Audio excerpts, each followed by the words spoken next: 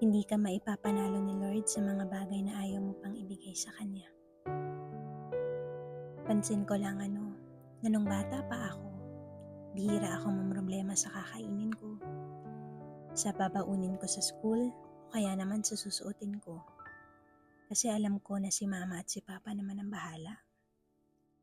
Pero nung nagtatrabaho na ako at kumikita na ako ng sarili kong pera, napansin ko that I worry a lot on things. I worry a lot on my bills, on my finances, and many more. Mas payapa pala ang puso ko nung bata ako. Mas payapa ako noon kasi pagtulog lang sa tanghali ang pinoproblema ko. At narealize ko lang na walang kapayapaan talaga ang puso ko kapag pinipilit kong kontrolin ng mga bagay-bagay. Kapag lalo kong pinipilit na maging kontrolado ang buhay ko, lalo naman akong naiipit sa sitwasyon.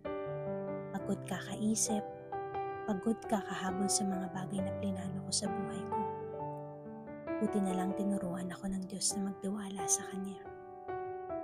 Kung noon, tiwala ako kasi bahala naman si Mama at si Papa.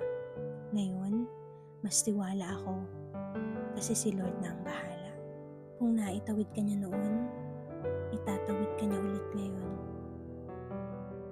Dear, pagkatiwala mo na ang mga bagay na bumabagabag sa puso mo, let go and let God. Kapag pa pinagkatiwala mo na sa Diyos ang buhay mo, wala nang problema. Hindi. Pero payapa ang puso mo kasi si Lord na ang bahala. And it is peaceful to know that God is in charge with your life.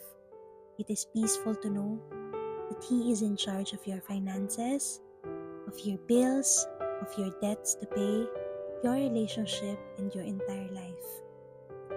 Kung ang mga ibon sa himpapawid ay malayang lumilipad ng walang agam-agam, lumakad ka rin ng payapa ang puso mo dahil sagot ka ni Lord.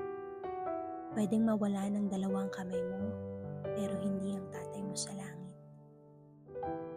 With love and prayers, Noel.